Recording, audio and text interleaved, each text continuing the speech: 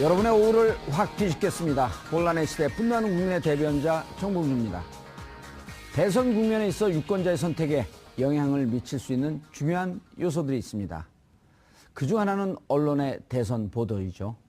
공정성과 정확성을 유지하는 대선 보도를 과연 우리 언론들은 어떻게 하고 있을지 잠시 후 전문가 모시고 자세히 살펴보도록 하겠습니다. 유권자의 마음을 결정지을 수 있는 또 다른 요인은 바로 토론회가 아닌가 싶은데요. 어제 진행된 대선주자 5분의 4차 TV 토론회 주된 내용은 무엇이며 평가는 어떠한지 오늘 자세히 분석해 보도록 하겠습니다. 4월 26일 수요일 정봉주의 품격시대 시작합니다. 4월 26일 수요일 정봉주의 품격시대 첫 번째 이슈 들어가겠습니다. 19대 촛불 대선 관련 이슈들이 연일 언론을 통해 쏟아져 나오고 있습니다. 과연 이런 언론 보도들이 공정하고 객관적으로 이루어지고 있는지 지금부터 두 분의 전문가와 함께 말씀 나눠보도록 하겠습니다. 고재열 시사인 기자 자리하셨습니다. 네, 안녕하십니까. 예, 모처럼 전공 분야가 나왔어요. 그죠? 네, 그런데 좀 죄스러운 마음으로 오늘은 좀 임하도록 하겠습니다. 예, 죄스러운 마음이면 감옥을 가셔야지 왜 앉아 계세요. 자, 김언경 민주언론시민연합 사무처장 자리하셨습니다. 안녕하세요. 예, 처음 나오셨죠? 네, 처음 왔습니다. 아, 방송 분위기 좋죠? 네, 좋네요. 예, 자유언론센터입니다. 자, 시청자 여러분들도 샵 5400, 샵 5400으로 다양한 의견 보내주시면 반영해드리도록 하겠습니다. 자, 오늘 아주 특이한 주제를 저희가 잡았어요. 다른 방송에서 한 번도 하지 않는. 네. 그죠? 우리 작가도 아주 훌륭해요. PD가 훌륭한가? 네, 하여튼 그런데 뭐 오늘 방송 잘해야 될 것 같습니다. 이렇게 방송 잘못하면 감옥에 보낸다고 하시니까. 뭐요? 아, 대신 제가 갔다 왔잖아요. 갈 일 없어요, 이제. 네, 그럼 그걸로 퉁치겠습니다. 예. 공정보도, 이게 매번 대선 때마다, 선거 때마다 시비가 걸리는 거 아닌가요? 예. 그런데 이제 좀 우리나라 언론은 예. 눈 가리고 아웅을 하고 있어서 저는 그게 좀 못마땅합니다. 사실상 이제 국민들은 일부 언론사들은 어느 쪽을 지지하고 있고 또 일부 언론사들은 어느 쪽을 지지하고 있는지 명백히 아는데 알죠. 예. 예, 그런데 언론 스스로 그럼에도 불구하고 공정성과 객관성과 그런 걸 본인들은 추구한다고 하니까 이제 거기에서 좀 어폐가 있는 것 같습니다. 그럼에도 예. 불구하고 좀 편파적인 어떤 그 보도를 또 하고 있고 또 그런가 하면은 이제 사실상 그렇게 한쪽에 기운 어떤 보도를 하니까 또 유권자분들은 이 언론사는 당연히 이 후보 쪽을 지지하는 줄 알았는데 왜 이 후보에 불리한 보도를 하는 거야? 그러면서 또 화를 내세요. 네. 또 이번에는 이제 그런 어떤 그 감정 표현이 또 그게 달했는데 그래서 눈 가리고 아웅하면서 어떤 그런 패단만 예. 나오는 것 같고요. 또 하나 이제 우리 공정보도, 객관보도를 어떻게 못하고 있는지 제가 단적으로 하나만 사례를 알려드리겠습니다. 예. 어제 김대중 조선일보 고문이 칼럼을 썼어요. 예. 네, 그래서 이 여권이 왜 단일화를 못하는가, 빨리 단일화를 해라. 어허. 그러면서 또 이렇게 좀 찬밥 더운 밥은 가리더라고요. 단일화를 하는데 정통 이 보수당끼리 하고 국민의당 아무래도 의심스럽다. 여기는 좀 피하고 뭐 하여튼 그런 식의 이제 주문하는 예. 그런 이제 칼럼을 썼습니다. 단일화를 촉구하는 칼럼인 거죠. 그런데 이분이 5년 전에도 단일화가 이슈였잖아요. 예. 예. 그때 문재인 후보와 안철수. 안철수 후보. 예. 그러면 그때는 어떤 칼럼을 썼을까요? 단일화하지 마라. 야합이다. 그때는 이제 안철수 후보를 애정어린 칼럼을 썼는데 단일화하면 죽는 길이다. 네. 당신이 사는 길은 독자 노선으로 끝까지 가라. 아. 그런데 이분이 보니까 유승민 후보는 사랑하지 않나 봐요. 그때 예. 5년 전에는 안철수 후보를 그런 애정하는 마음으로 단일화 절대 하지 마라. 너의 길을 가라. 이렇게 이제 예. 칼럼 썼는데 5년 뒤에는 지금 단일화 하라. 예. 뭐 이제 그런 얘기를 썼는데 그렇게 입장에 따라 이렇게 바뀌는 것을 볼 수 있죠. 고 기자님 지금 말씀은 이제 예를 들어 미국식 언론 지형으로 얘기하면 네.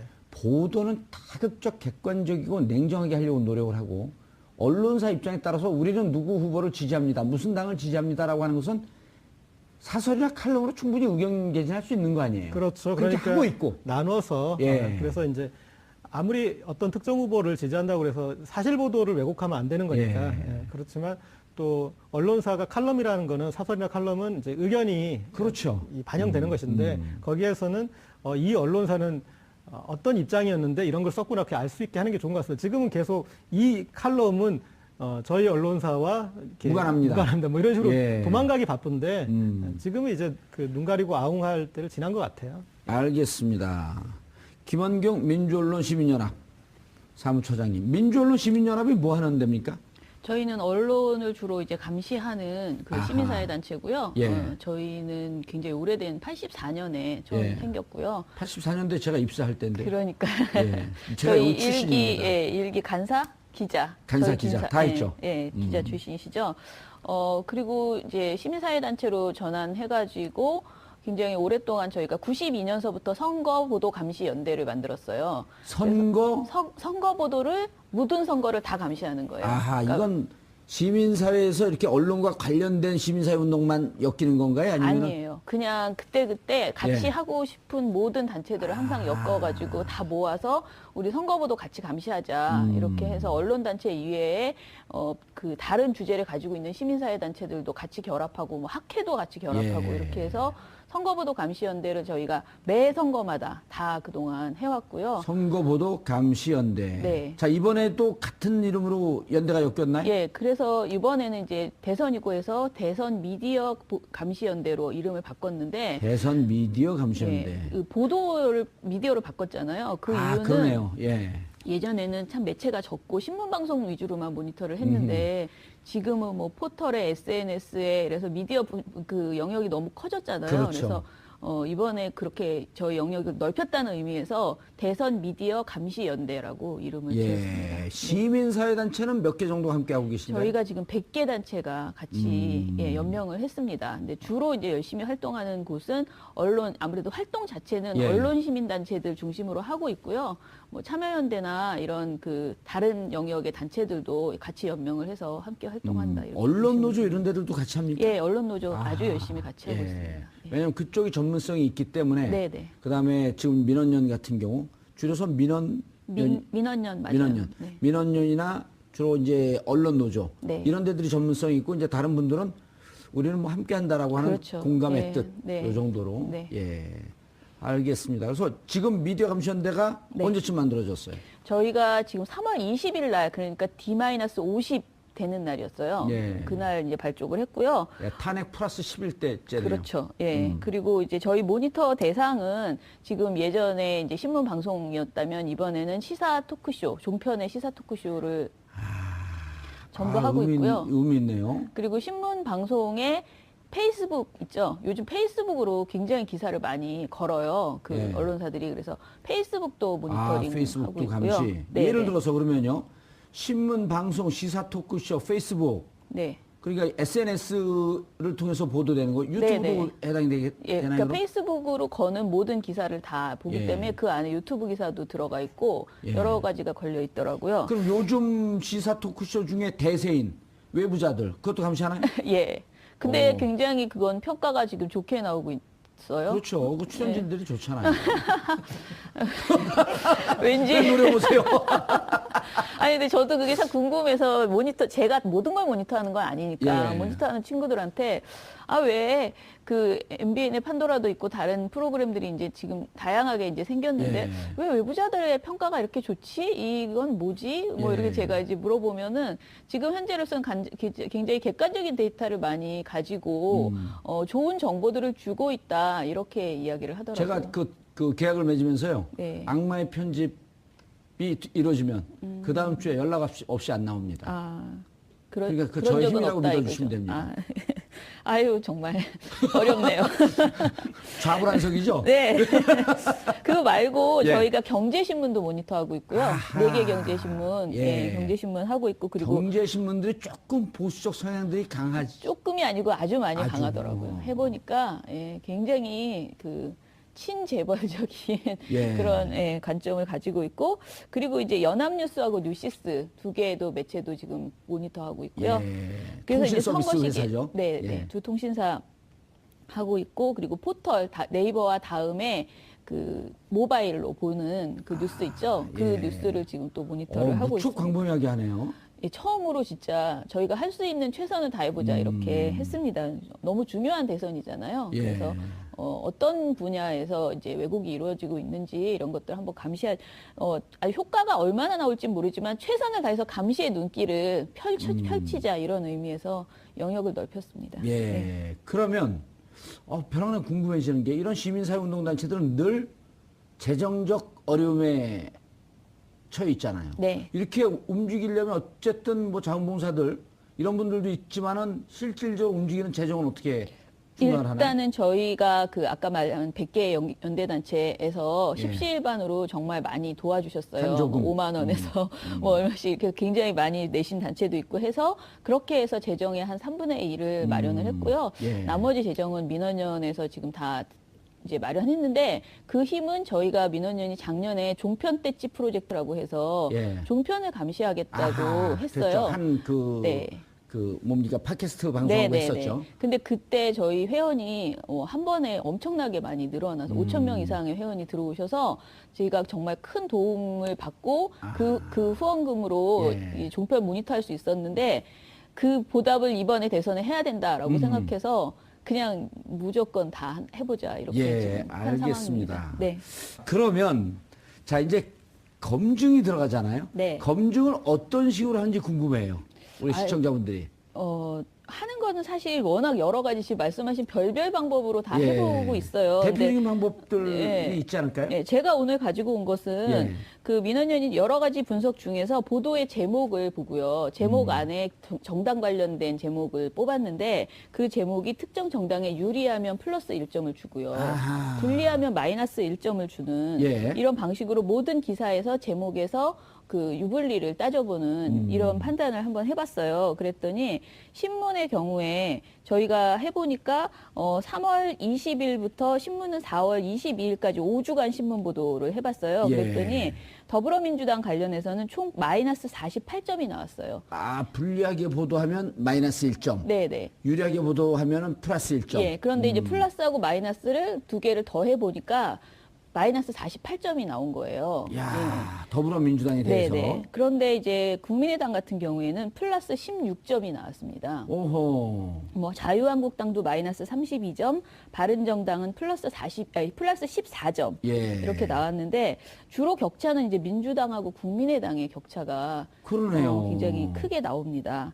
정의당 같은 경우에는 굉장히 기사량도 적은데 마이너스 2점이 나왔습니다. 예. 예, 그리고 방송사 같은 경우에 저희가 7개 방송사, 지상파 3사와 종편 4사의 저녁 종합 뉴스를 보고 있는데요. 예. 지금 보초 나오네요. 그 도표가. 네네네. 예. 방송사 같은 경우에는 총점으로 했을 때 민주당이 마이너스 205점. 어마어마하죠. 예. 국민의당은 마이너스 56점입니다. 방송은 제목에서 거의 다 대부분이 부정적인 것들이 더 많았기 때문에, 그러니까 불리한 것이 더 많았기 때문에 예. 다 마이너스예요. 그런데 그래도 마이너스의 격이 다르다는 거죠. 카운팅이 민주당은 마이너스 205, 국민의당은 마이너스 56 해서요. 일테면 제목이 부정적이라고 하는데 일테면 한두 개 정도 소개시켜 주실 수 있나요? 소개. 기억나는 제가 대로. 예. 그러니까 제가 정확하게 사례를 예를 말씀드리긴 들어서 어려운데 예를 들면 민주당 내분에 휩싸여. 예, 이런 그런 거 부정적- 식의, 그러니까 특정 정당에 대해서는, 그러니까 특히 뭐 문재인 후보의 어떤 네거티브성 제목을 계속 예. 뽑아낸다거나, 이런 식이고, 국민의당 같은 경우에 경선이 매우 흥행이 됐다, 뭐 아하. 대박, 예. 그런 식의 제목을 예를 들어서 뽑아내는. 민주당 문재인 후보가 최근에 나오는 기사에 네네. 따르면 송민순 건에 대해서 해명을 하면 민주당 문재인 후보 거짓말 논란에 휩싸여. 예, 이렇게 하면 부정적이죠. 네, 그렇죠. 오. 그런 제목들이 굉장히 많은 거죠. 아. 근데 이게 격차가 조금씩 다른데요. 예. 격차가 제일 큰 방송사가 있어요. 그러니까 민주당하고 국민의당. 국민의당, 예. 예. 그 격차 제일 지금 큰 데가 평균 총점 차이는 방송에서 지금 약 한 150점 나왔거든요. 예, 그렇죠. 그런데 TV조선 같은 경우에는 마이너스 45점이 그러니까 그 민주당은 마이너스 56점이었는데 국민의당은 마이너스 11점으로 45점 차이가 나는 거예요. 국민의당이. 그러니까 그 TV조선이. 그런데 MBC 같은 경우에는 30점. 이게 2위예요, MBC가. 예. 3위가 MBN 29점. 그리고 4위가 채널A 24점이거든요. 예. 그래서 저희가 봤을 때 아무래도 종편이 지상파보다는 좀 더 그 민주당과 국민의당의 격차가 크게 나타났고요. 예. 지상파- YTN도 좀 그럴 것 같은데 YTN은 안 났나요? 예, 많이? 저희가 근데 YTN하고 연합뉴스 TV를 이번 모니터에서 좀 뺐어요. 근데 그 이유가 예. 여기가 보도 전문 채널이어서요. 저녁 종합 뉴스만 가지고 저희가 비교를 하는데 저녁 종합 뉴스라고 특정 지을 수 있는 그런 그 보도가 사실은 YTN과 그쪽은 없어요. 객관적으로 똑같이 그 잣대를 댈 수가 없고요. 저희가 자주 해봤는데 YTN 같은 경우에는 나름 기계적 균형은 잘 맞추는 어허. 편입니다. 예. 지금 예. 그래서 뭐 탄핵 MBC가 이후에 뭔가 눈치채지 않았을까요? 뭐 그런 것도 있고 예. 애초에 YTN의 문제는 사실은 깊이 있는 보도가 없을 뿐이지 기계적 균형은 나름 굉장히 맞추려고 하는 그런 경향이 있었습니다. 예, 알겠습니다. 고 기자님, 네. 졸지 마시고요. 조지 이쪽하고 얘기하고 우리 사무처장님하고 얘기했더니 오늘 계속 아, 저는 반성하고 있었습니다. 예, 그랬어요? 네. 오늘 제 이 소개 태도도 지금 이쪽에는 플러스 2점, 여기 마이너스 2점이에요. 계속 부정적 소개를 하는 거야. 졸지 마시고요. 시사 저널이라고요? 잠이 깨네요. 예. 자, 이렇게 보도를 하면 이제 저기 조금씩 이렇게 나가고 이런 걸 하는 걸 알고 있다고 하지만 저렇게 한다고 해서 기저 신문이나 방송 이런 데들이 이런 시민사회에서 우리 감시하고 있으니 좀 조심하자. 이런 영향 받나요? 글쎄요. 제가 봤을 때는 이제 지금 이번에 이 TV조선 재승인 때처럼 예. 정말 그 회사의 아주 절실한, 결정적인 예. 어떤 그런 부분 이제 그런 게 지적을 당해야지 영향을 받을 텐데 그런데 이런 조사가 저는 영향이 있다고 생각합니다. 그러니까 그런 나중에 예. 영향을 주는 평가를 할 때 그들도 어떤 객관적인 자료들, 정량적인 자료들이 필요하거든요. 예. 그래서 거기서 여기에 이제 참고 자료로 충분히 기능을 좀 할 수 있다고 생각하고요. 그리고 뭐 아무리 그래도 이렇게 언론이 이 지켜야 할 이제 본분이라는 게 있는 건데 예. 그 본분에서 이만큼 멀어졌다라는 게 환기될 때 네. 그것에 대해서 그래도 일선 기자들은 어느 정도는 이런 것에 대해서 좀 부끄러워하는 부분은 있을 것 같습니다. 기자분들은 좀 부끄러워한다. 알겠습니다. 자, 그러면 민주당하고 국민의당 말고 후보들에 대해서도 좀 조사를 해봤나요? 후보들에 대한 조사. 예, 문재인, 예를 들어 이제 우리가 신문 보고, 이른바 진보 언론 쪽이나 이런 데서, 문재인은 때리고 안철수는 너무 띄우는 거 아니냐, 라는 느낌들이 있었거든요. 네네. 그런 게 좀 검증이 되나요?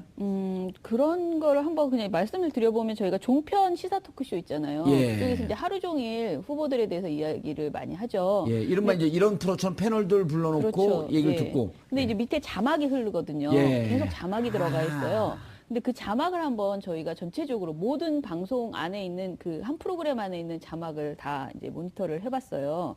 그랬더니 사실 그 이유가 종편을 보시는 분들이 식당이나 이런 데서 이렇게 틀어놓고 크게 소리를 듣는 게 아니고 주로 자막을 보죠. 예. 화면을 보면서 자막을 많이 보거든요. 그래서 자막이 어떻게 나왔는지 한번 대표적으로 해봤습니다. 예. 그랬더니 4월 5일에서 4월 11일까지 예. 채널A의 뉴스 특급과 정치데스크라는 두 프로그램을 했습니다. 예. 이 이유는 사실 이 두 프로그램이 최근에 가장 떠오르는 약간 정치적인 그 문제를 많이 좀 저희가 보기에 문제가 있는 프로그램이라고 봐서 이 프로그램을 해봤는데요. 해본 결과 그 문재인 관련 의혹 자막은 의혹의 내용을 최대한 아주 정확하게 제공하려는 그런 자막이 나오는 반면에 안철수 후보 관련한 의혹은 문재인 후보 또는 민주당 측에서 문제 제기를 하고 있다라는 것을 담는 그런 자막을 쓰더라는 거죠. 의혹도 객관적 팩트로 접근하려고 하는 노력을 안철수 후보에 대해서는 안 하고 네네. 문재인 후보에 대해서는 이것만 봐도 정확하게 그쵸. 뭐가 의혹이 의혹인지 정확하게 알 수 있는. 네네. 그런 자막을 이제 내보낸다는 거예요. 채널A 정치데스크가 4월 6일 날 내놓았던 예. 그 문 후보 아들 특혜 논란 자막이 55회였습니다. 55차례를 내보냈는데 오호. 이 중에서 문 후보 측의 입장을 전한 자막은 10회에 불과하고요. 그리고 이게 자막 속에서 물음표를 붙여가지고 약간 카더라성 그런 의혹 아하. 있잖아요. 확증되지 않은 그런 의혹도 예. 계속 물음표 처리를 해서 하는 그런 자막이 11개나 나왔습니다. 그러니까 그런데 이런 거는 아니면 말고 시간이에요. 그렇죠.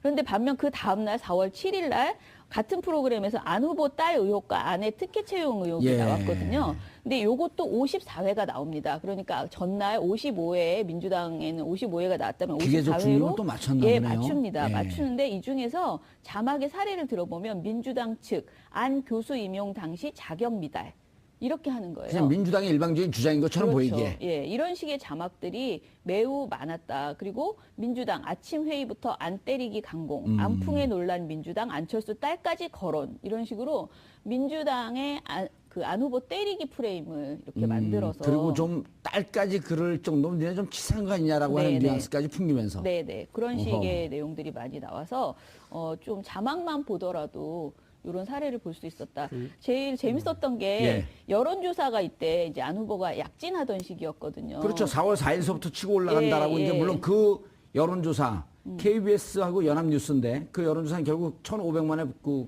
과징금을 받았죠. 네, 근데 이제 받았습니다. 어쨌든 그때부터 예. 양자구도에서도 안이 약진하고 있고 예. 다자구도에서도 이기고 있다라고 하는 그렇죠. 보도가 나오던 4월 첫째 주. 그러면서 예, 이 여론조사를 너무나 이제 강조를 하면서 심지어는 그 선거 시기에 한 달 전, 선거 한 달 전에 여론조사가 거의 굳어지는 경우가 너무나 많았다라면서 이런 것을 강조하는 자막을 마구 내보내요. 그러면서 제목이 안철수 서울 충청서 문재인 앞서라는 제목의 자막을 한번 내보낸 다음에 계속 그대로 있으면 쑥스러웠는지 다음 자막은 문재인 서울 충청서 안철수의 뒤져.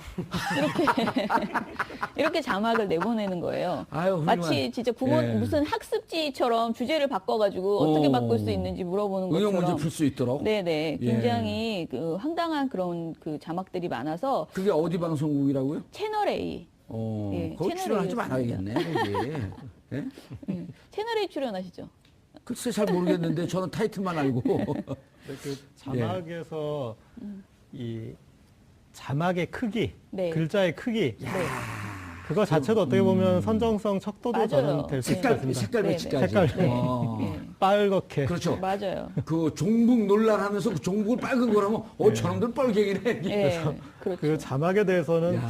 북한 방송도 저렇게 안 하는데 모르겠습니다. 그러니까 근데 종편 채널에서 주로 타겟으로 삼는 게 어르신들이다 보니까 네. 어르신들 좀 귀도 어둡고 그래서 글자 잘 보이게 그렇게 크게 쓰는지 모르겠지만 참 오지랖도 넓으세요. 글자가 사람들을 잡아먹고요. 그리고 어떤 이슈 자체에 대해서 다루는 태도도 문제지만 그 전에 어떤 이슈를 다루느냐 그거 자체도 또 편파적일 수가 그렇죠. 있는 겁니다. 네. 이를테면 어제 대선 TV 토론할 때 홍준표가 계속 동성애 어떻게 생각하십니까? 하고 동성애로 프레임을 가져가거나 뭐 이 노조가 문제입니다. 그래서 노동 문제로 가져가거나 또 뭐 이 북한 문제, 안보 어떻게 하여튼 그런 식으로 주제를 어떤 주제를 다루느냐에 따라서 보수 후보에게 유리하고 어떤 진보 개혁 후보에게 불리할 수 있는데 그런 부분에 있어서도 어떤 이슈의 쏠림도 좀 확실히 나타나는 것 같습니다. 네.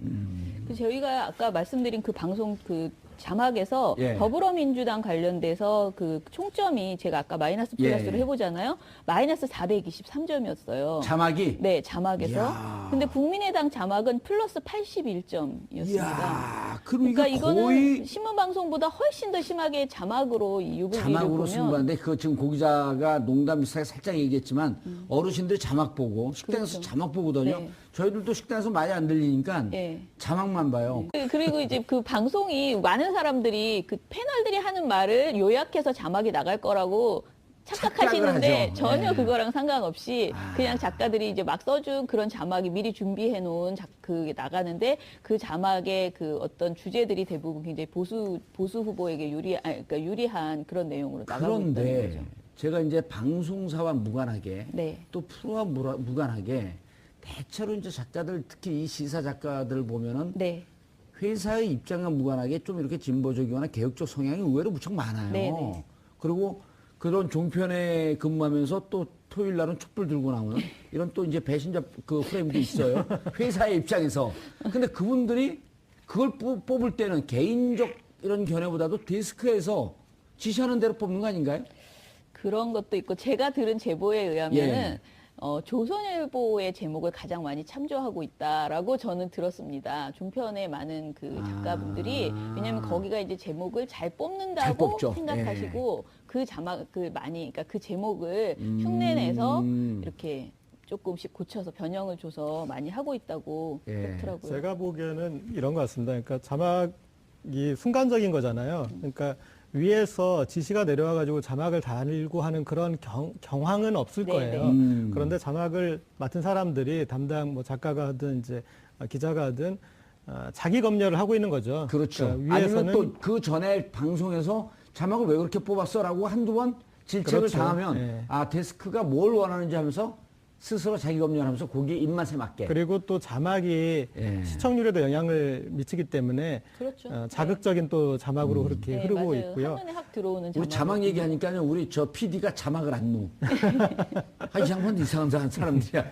그리고 이제 이런 게 있는 것 같습니다. 그러니까 박근혜 대통령 이제 탄핵 국면에서 나타난 현상인데 거기에서 보수 세력 중에 박근혜 전 대통령에게 문제를 지적하시는 분들은 이전에 정치할 때와 완전히 다른 태도를 보여주셨어요. 이를테면 외부자들의 전효옥 전 의원이 하는 발언을 보면은 예. 정말 지극히 정상적이잖아요. 예, 그리고 대단히 훌륭하죠. 정말 맞는 말만 하고 예. 그런데 이분이 예전에 정치를 할 때는 그런 스타일이 아니었잖아요. 어떤 그 보수 세력을 대변하는 듯한 이제 그런 것을 보였는데 그러니까 선 입장에 본인이 선 자리에 그리고 본인이 대변하는 입장에 따라서 달라지는 모습을 우리가 볼 수 있었는데 그런 자막에서도 제가 봤을 땐 그런 것 같습니다. 그러니까 우리가 밖에서 접할 때는 정말 진보적인 것 같기도 하고 그런데 이제 자기가 종사하는 프로의 성격에 따라서 그에 맞게 자막을 뽑는다. 그렇죠. 이게 이제 우리나라 보수 세력의 어떤 예. 전반적인 특성인 것 같습니다. 이거는 그러니까 자기 면죄부를 스스로 주는 거죠. 이건 그냥 일로서 업으로서 내가 그냥 즐기듯이 하는 일이고 나는 생각을 이렇게 해. 그러니까 그러면서 이 자막이 주는 그 엄청난 폐해나 어떤 그런 이 편파 보도의 문제에 대해서는 잘 의식을 안 하는 거죠. 예, 알겠습니다. 계속하시죠. 제 준비한 것 중에서 예. 오늘 방송에서 원래 준비하지 않았는데 갑자기 자막 얘기하니까 예. 나온 건데 태그 있잖아요. 태그 해시태그라고 요즘 예. 기사에 태그를 예. 많이 태그를 걸거든요. 걸죠. 근데 이 태그를 가지고 또 장난을 치는 걸 저희가 하나 뽑아봤는데 아주 첨단 장난질을 하네요. 예. 이제 페이스북에 언론사들이 다 페이스북에 자기 뉴스 페이지를 만들거든요. 근데 거기 페이스북에 기사를 올리면서 요즘 문재인 침해설이 은근히 많이 언론에 그러니까 그 어떤 네티즌 사이에서 막 이렇게 올려요. 예. 그런데 그런 글에서 조선일보가 자신들의 기사를 하나 올리면서 그 기사에서 뭐라 그러지? 문재인 침해로 해시태그를 달아버리는 거예요. 근데 기사의 내용이 제목이 대선 토론 문 이재용 이재명 유승민 유시민으로 잘못 불러. 그러니까 대선 토론에서 말실수한 걸 문 후보가 갖고. 말실수한 것을 쭉 엮어가지고 기사를 하나 올리는데 그 기사의 해시태그가 문재인 침해설인 거예요. 야. 그리고 거기에 또 두 개의 해시태그가 있는데 그리고 3D 프린터 논란 이렇게 해서 이걸 치면은 그게 며칠째인가요? 이게 4월 13일 날 조선일보 페이스북에 올라간 글이고요. 예. 기사도 4월 13일자 조선일보 기사입니다. 근데 이게 그럼 그게 TV조선이 네. 조건부 승인을 받았잖아요, 종편? 이거는 승인 이후에 나온 보도죠. 승인 이후에 나온 네네. 보도죠? 네네. 이걸 보고 정신 못 차렸다 이렇게 얘기하는 거 아닌가요? 조선일보 침해? 네, 조선일보 간이 배 밖으로. 그런데 참 이게 아이러니한데 네. 사실 이번 대선 후보에서 치매 국가 책임제를 내세우고 치매에 대해서 가장 구체적인 공약을 한 후보가 네. 문재인 후보인데 네. 예. 그런데 본인은 그렇게 치매 문제에 귀를 기울였는데 이런 어떤 나쁜 뉴스에 의해서 치매설이 나와버린 그건 정말 이게 어떤 언론의 병폐의 가장 극단적인 형태인 것 같습니다. 아니 악의적으로 선전할 수도 있네요. 본인이 치매에 걸려갖고 치매 정책에 집착하고 있다고. 근데 이런 페이스북 글을 올리면 예. 거기에 댓글이 뭐 엄청나게 악의적인 댓글이 많이 달려서 저는 최소한 언론사의 페이스북이라면 공식적인 페이스북이라면 이런 기사는 올리지 않는 그러니까 안 올려야 되는데 중앙일보도 예를 들면 중앙일보 같은 경우에는 또 마찬가지로 제목이 문재인 치매 의심 증상 8가지 보여란 이런 제목의 그러면서 내용들을 8가지 하는데, 구체적으로 다 이런 걸 했을 예, 거 아니에요? 이건 제가 지금 말한 거는 그 페이스북에 쓴 글의 내용이고요. 그 기사가 걸려 있잖아요. 근데 기사의 제목은 문재인 침해 의혹 제기한 블로거 근황이에요. 근데 근황이라고만 되어 있는데 사실 이날 이 사람이 체포가 된 거거든요. 근데 체포가 됐다는 것을 명백하게 밝혀주면 이게 가짜, 침해설이 아하, 가짜라는 게 예. 입증되잖아요. 근데 블로거 근황 이런 제목, 애매한 제목을 뽑아서 뭐지 이게? 예. 기사를 그리고 사진도 전부 문재인 후보가 졸고 있는 사진을 묶어가지고 이렇게 딱 보여주더라고요. 그래서 이게 참 그 너무 수준 낮은 그 네거티브 보도들이 나오고 있다. 수준이 낮으면서 또 어떻게 보면 사실 감각적인 거거든요. 그쵸. 그러니까 제가 SNS는 조금 일가견이 있습니다. 그렇죠. 예. 네, SNS에서 어떻게 사람을 낚을 수 있을지 어떻게 그러니까 낚시를 잘하시는 분들은 이 강이나 바다에 가보면 이 보이잖아요. 물이 어디 고깃대가. 있는지 보인다면서요? 네. 예. 그리고 어떻게 하면 몰려들게 하는지 어떻게 떡밥을 던질 줄 알잖아요. 그러니까 그런 이쪽에 종사해 보면은 그런 이제 악마의 유혹을 받습니다. 이런 쪽으로 끌고 가면 그런 사람들의 사실은 선의에 기대는 것보다 악의에 기대는 게 훨씬 더 효과적인 거거든요. 네. 그런데 미디어의 SNS를 관리하는 사람은 절대적으로 조심해야 되는 게 그겁니다. 그런 악의를 발휘하면 안 돼요. 그렇죠. 악의를 발휘하면은 효과도 볼 수 있고 그렇지만 그 미디어가 점점 더 악의적으로 빠져들어갈 수밖에 그리고 신뢰성을 없어요. 잃잖아요, 점점 더. 예. 결국은 지금은 악의적으로 해서 조금 결과가 뭔가 오는 듯한 달콤함이 있지만 그렇죠. 전국적으로 그 언론사를 죽이는 거 그 아니에요? 달콤함에 넘어가 있는 것이 자막으로 나타나고 해시태그에 나타나는 거죠. 자막과 네네. 해시태그. 오늘 밥값 하시는데. SNS에 대해서 좀 전문가다라고 하는 게 훨씬 더 설득력이 있어요. 네, 감옥에만 보내지 말아주십시오. SNS 너무 재밌어서 제가 팬입니다. 아, 그래요? 너무 재밌게 잘 쓰세요. 나중에 제 캠프 명함 드릴 테니까 제 캠프로 놀러 오시죠. 저기 그 손석희 사장님이 어제 문재인 후보의 제안을 거절하던데 되게 멋있어 보였습니다. 저도 거절하겠습니다. 뭐, 거절하는 게 멋있었어요? 뭐라고 그랬는데, 문재인 후보가? 그 국민 추천제를 예. 하겠는데 국민들이 추천하면 손석희 사장님도 거절하지 마시고 내각으로 이렇게 들어와 달라 부탁을 했는데 단호하게 거절하더라고요. 뭐라고요? 거절하겠습니다, 이래요? 뭐 비슷한 표현으로요. 알겠습니다. 나중에 우리 캠프에 안 오시겠다는 걸 거절한 거죠? 자, 또 아시죠? 저는 또 한 가지 말씀드릴 거는 안보 저희가 문제에 대해서 좀 궁금해요. 네? 안보 문제 논란이 계속 나오는데 네. 이거에 따른 이거와 관련된 기사들이 어떻게 나왔는지. 어떻게 이렇게 저랑 마음이 딱 맞으실까? 예. 제가 지금 말씀드리고 싶었던 게 2주의 나쁜 보도를 저희가 선정해요. 매주. 어허. 그래서 예. 일주일치의 보도 중에서 나쁜 보도를 하는데 지난주에 나쁜 보도를 이제 월요일 날 어제군요. 어제 이제 발표를 했습니다. 그런데 2주의 나쁜 보도의 1위부터 3위까지가 모두 조중동에, 그러니까 신문 나쁜 보도, 방송 나쁜 보도 따로 하는데 신문 보도가 조중동의 안보 공세가 뽑혔습니다. 근데 1위가 주적 논란 부추기는 조중동의 사설 칼럼들로 선정이 됐습니다. 그리고 2위가 중앙일보의 송민순 쪽지 공개한 단독 인터뷰 보도 2건. 이게 이제 2위로 선정이 됐고요. 3위가 전쟁 불사론을 주장하고 있는 조선일보의 칼럼으로 뽑혔습니다. 그래서 지금 신문 보도를 보시면 그냥 절반은 이 안보 논란, 그리고 절반은 네거티브. 예, 네거티브인데 네거티브도 있지만 그리고 이제 계속 부추기는 것은 아까 말씀하신 합당이 아니죠. 이제 예. 단일화. 후보들 단일화, 후보 단일화 이전에는 단일화 그러면 굉장히 나쁜 것으로만 하다가 요즘은 굉장히 왜 안 하는가 이렇게 촉구하는 예. 이런 글들이 굉장히 많이 나오고 있는 상황이고요. 그리고 이 안보 관련돼서 또 나쁜 보도, 지난주에 나쁜 보도로 예. 방송 보도가 1위부터 3위까지가 다 MBC로 선정이 됐습니다.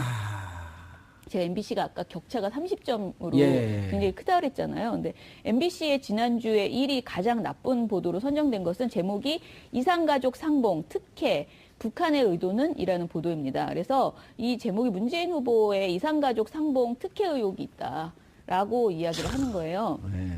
이런 보도였고요. 2위가 북한이 문재인 후보를 밀어주고 안철수 후보를 비난하고 있다라면서 그런 식으로 대선에 개입하고 있다는 내용의 보도였습니다. MBC 북노골적 선거 개입 안철수 정조준이라는 4월 19일자 보도였습니다. 이게 2위를 차지했고요. 3위는 문재인 호남 홀대론의 실체를 확인해 보겠다. 라면서 내놓은 문재인 후보 호남 홀대론 실체는이라는 4월 19일자 기사였습니다.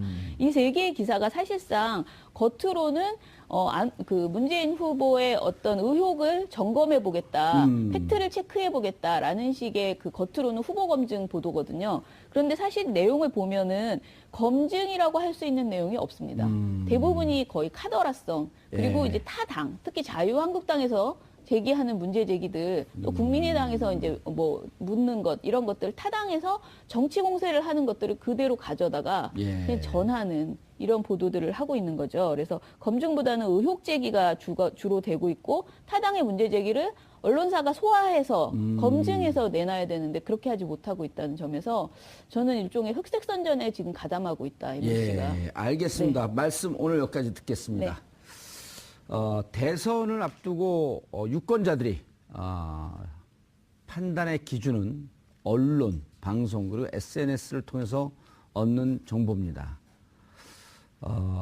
아까 악마의 유혹이라고 했는데 가짜 뉴스까지는 아니더라도 유권자들의 마음을 흔드는 이런 악의적인 뉴스를 하는 언론사는 앞으로 촛불 이후의 대한민국에서는 별로 필요 없을 것 같습니다.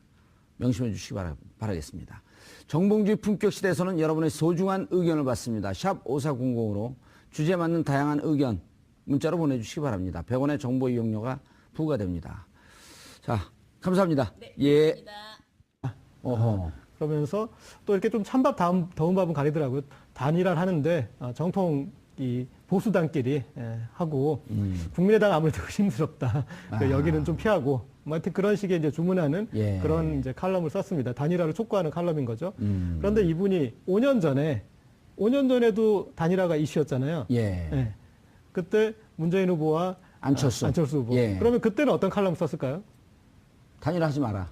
야합이다. 그때는 이제 안철수 후보를 애정어린 칼럼을 썼는데 단일화하면 죽는 길이다.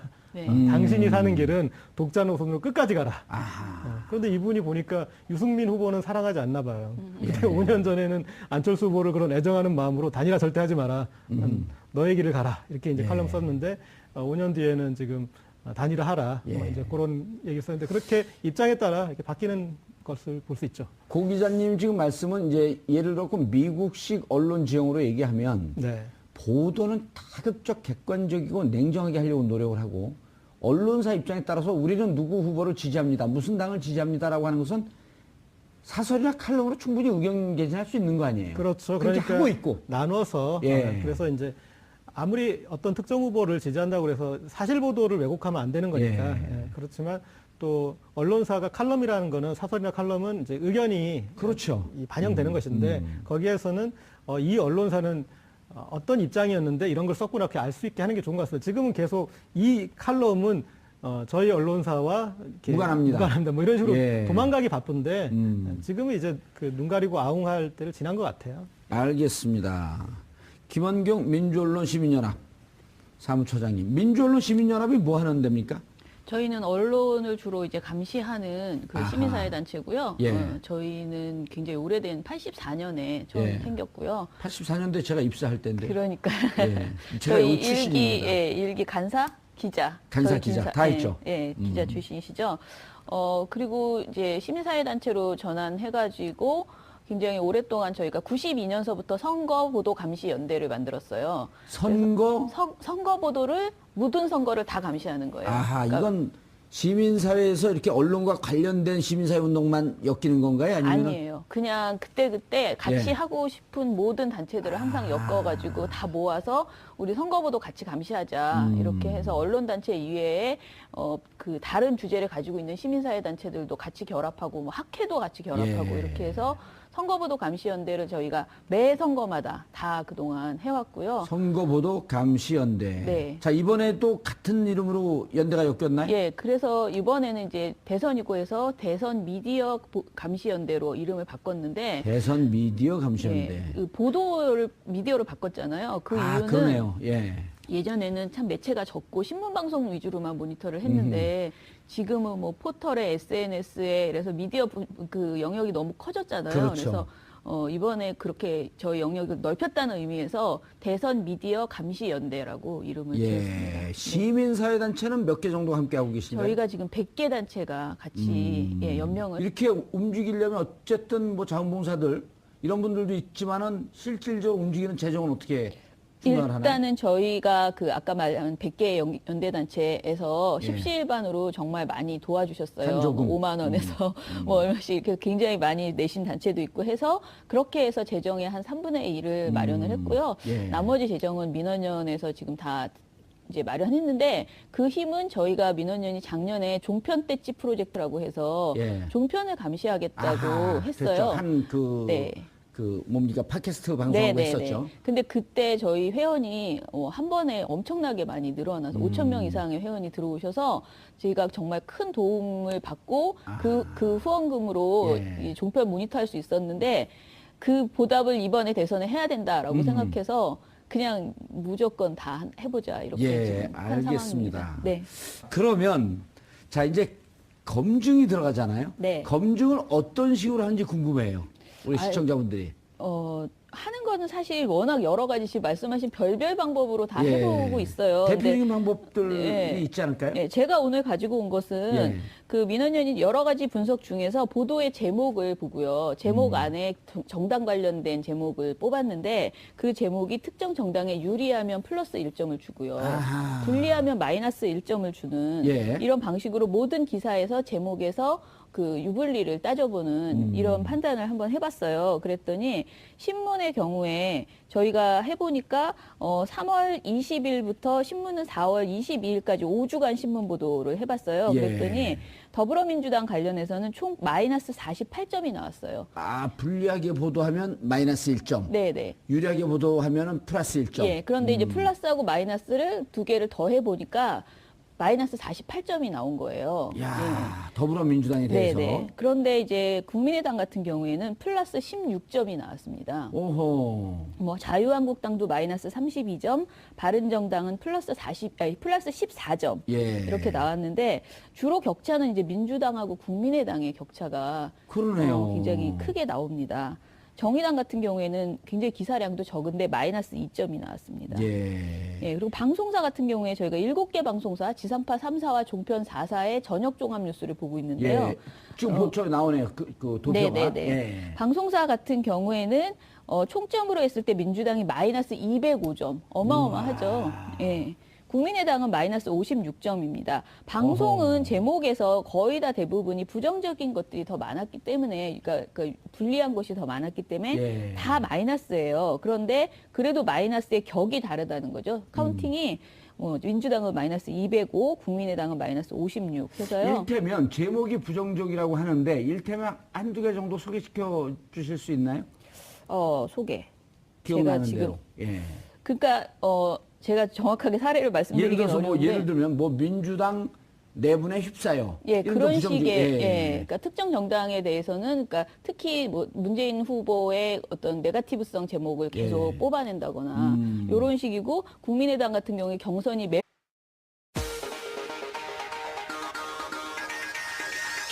여러분의 오후를 확 뒤집겠습니다. 혼란의 시대 분노하는 국민의 대변자 정봉주입니다.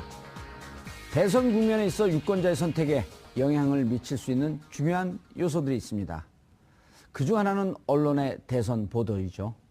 공정성과 정확성을 유지해야 하는 대선 보도를 과연 우리 언론들은 어떻게 하고 있을지 잠시 후 전문가 모시고 자세히 살펴보도록 하겠습니다.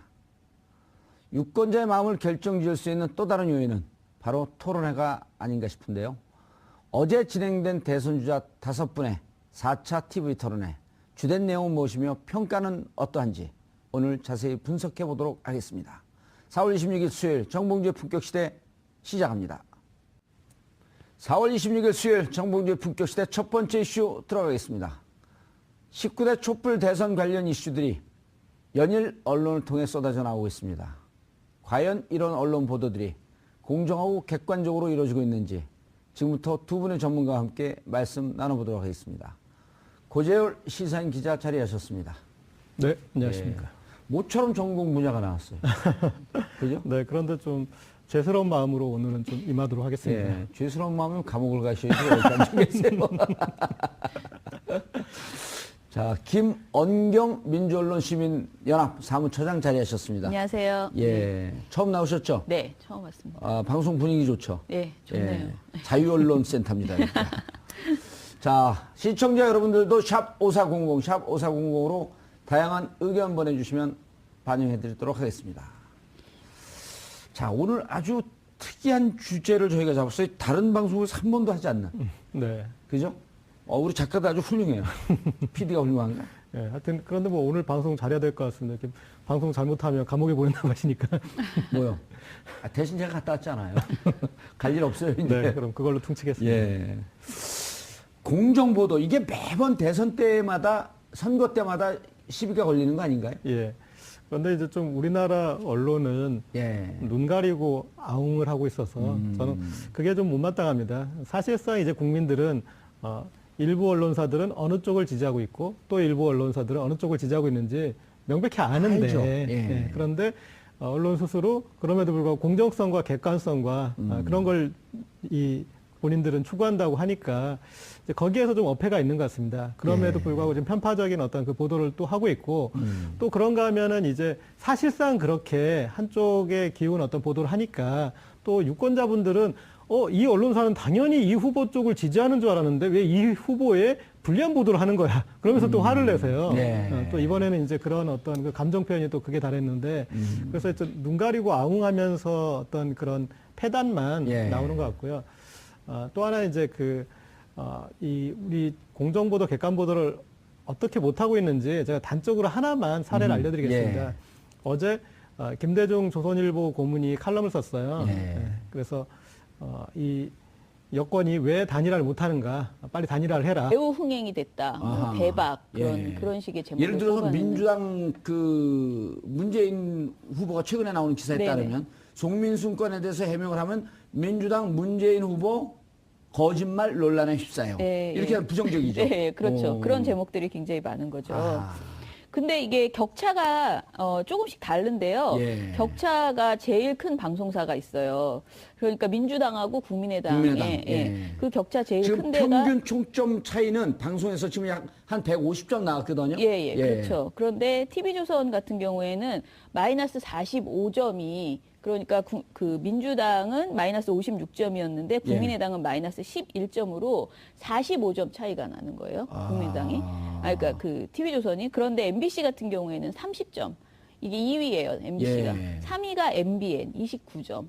그리고 4위가 채널A 24점이거든요. 예. 그래서 저희가 봤을 때 아무래도 종편이 지상파보다는 좀 더 그 민주당과 국민의당의 격차가 크게 나타났고요. 예. YTN도 좀 그럴 것 같은데 YTN은 안 났나요? 예, 많이? 저희가 근데 YTN하고 연합뉴스 TV를 이번 모니터에서 좀 뺐어요. 근데 그 이유가 예. 여기가 보도 전문 채널이어서요. 저녁 종합 뉴스만 가지고 저희가 비교를 하는데 저녁 종합 뉴스라고 특정 지을 수 있는 그런 그 보도가 사실은 YTN과 그쪽은 없어요. 객관적으로 똑같이 그 잣대를 댈 수가 없고요.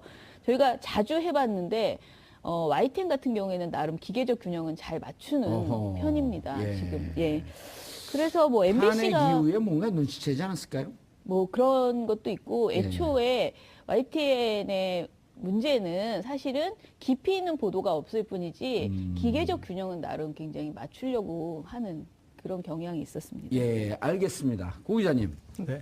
졸지 마시고요. 조지. 이쪽하고 얘기하고 우리 사무처장님하고 얘기했더니 오늘 계속 저는 반성하고 있었습니다. 예, 그랬어요? 네. 오늘 제 이 소개 태도도 지금 이쪽에는 플러스 2점, 여기 마이너스 2점이에요. 계속 부정적 소개를 하는 거야. 졸지 마시고요. 시사 저널이라고요? 잠이 깨네요. 예.